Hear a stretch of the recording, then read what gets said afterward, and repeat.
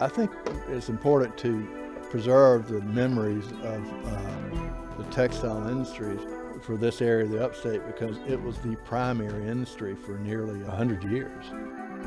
Textile industry leaders here in the South anyway have always been committed to building the industry and to improve the product and to improve the livelihood of the people.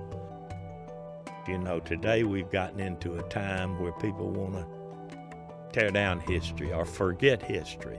You know, history's there. We ought to preserve it. These were the backbone of our community 50, 75 years ago, the cotton mills. There were 2,000 people, I think, that worked at Beaumont during the First World War, and there weren't but 18 or 20,000 citizens of Spartanburg. The important thing is I think it taught a lot of virtue and honesty with people. I don't think you can find a better worker than somebody that spent their life in the textile industry. It certainly taught me a lot, and I'm very thankful for that. Beaumont was a self-contained neighborhood. We had a mill store, which not only was groceries, but clothing, all sorts of things. My father worked at the mill approximately 22 to 23 years. Well, my father passed away, but then when my mother passed away, I bought the family home from my brothers and sisters, so I still live there. We rode bicycles around the community. At that time, there was not the fear that there is now. All of the folks in that village were watching out for you. I know where they get a thing now where it says it takes a village. I grew up at Beaumont Mill, and my father worked in the mill. Basically, he said that they would go around through the mill and fix any machine, any problem that it had. Daddy could fix anything if it were electrical, plumbing, carpentry. Mother never had to call the repairman because the repairman lived with us.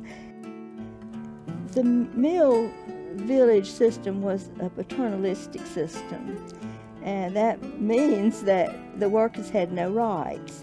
They were absolutely dependent on the mercy of the owner of the mill.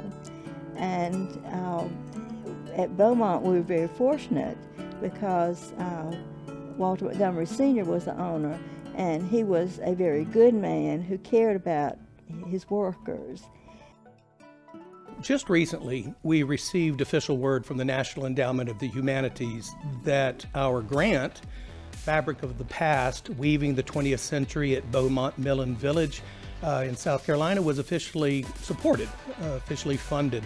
It's going to provide an incredible opportunity to the University of South Carolina upstate.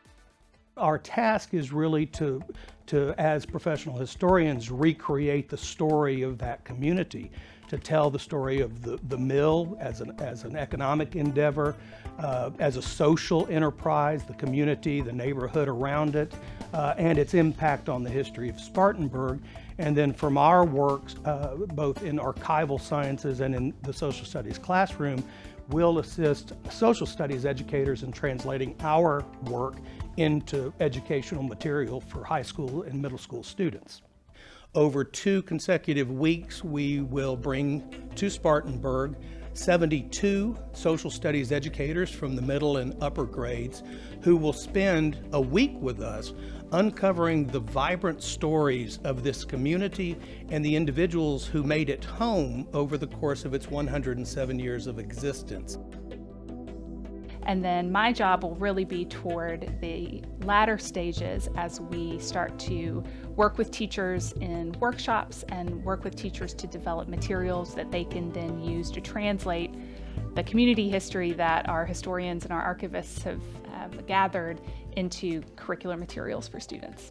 People were very excited to provide us with photographs and different memorabilia that they had. Them having the opportunity to tell their story and realizing that they did have material that could help support the telling of this story. I think people really want their stories to be told because I think that in their mind that imprints them in history. My part in this is to help teach how to collect stories, in this case about history, and then to analyze those stories. Because when someone tells you a story, there's kind of a superficial level, like this is what happened, A, B, and C, but there are deeper levels in the stories too, about perceptions about right and wrong, good and evil, and these perceptions kind of percolate through the story, and that's what narrative analysis is all about, to get into the person's head to see how they see things. The cotton textile industry was an extremely important part of Spartanburg's history and also of the American South in general. The Beaumont Mill story is tied to a larger story. That's one of the reasons why we chose that particular site. First off, it's one of the last remaining intact mill villages, and it still has part of the mill there, so we have the actual infrastructure, which is important. USC Upstate is proud of the fact that it trains the next generation of teachers in our community and in our state. And this project allows an innovative way to train those teachers, particularly the social studies and history teachers that will go into our schools and teach the next generation of students. The award is really, I think, an endorsement of the value of community-based history.